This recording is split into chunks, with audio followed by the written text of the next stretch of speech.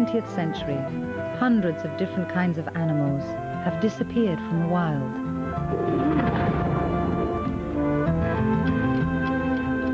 This is the story of one of them.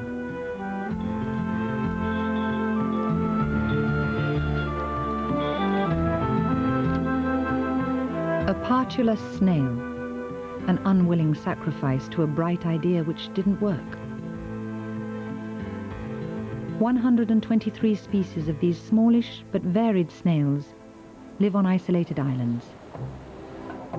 Islands like these keep themselves to themselves, evolving their very own plants and animals separately from practically any other life on Earth.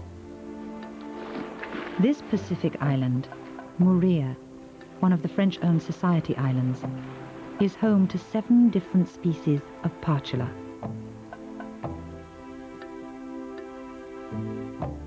They attracted the attention of an American naturalist, John Gullick, in the 1870s, who set sail for Moorean. Charles Darwin had just published his first works on the theory of evolution and had upset many naturalists, especially those who believed in the explanations of the origins of life from the Bible. They were eager to prove him wrong.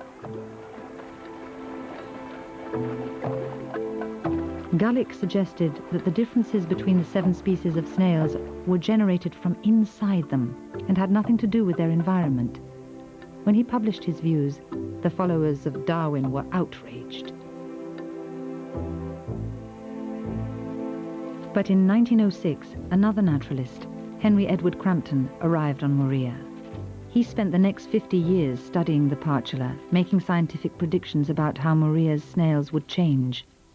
Crampton wanted future generations to be able to judge whether he was right or not.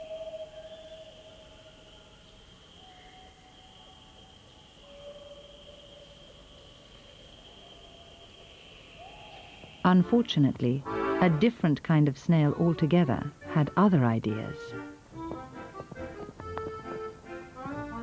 The Society Islands are a French colony.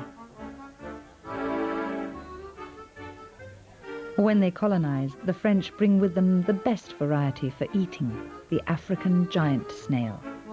Over the years, however, some of these manage to escape into the wild. If nothing attacks them, they multiply. Giant snails didn't arrive in Moorean until the mid-1970s and immediately ran riot. One farmer reported picking 2 wheelbarrow loads off the walls of his house. What was to be done? Giant snails were everywhere, devouring the vegetation and crops. In 1977, someone came up with a perfect solution. Why not introduce another type of snail, a carnivorous snail from Florida, a snail-eating snail?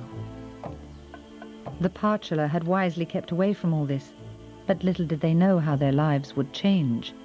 When the new snails arrived, they ignored the huge African ones and went for the Partula instead.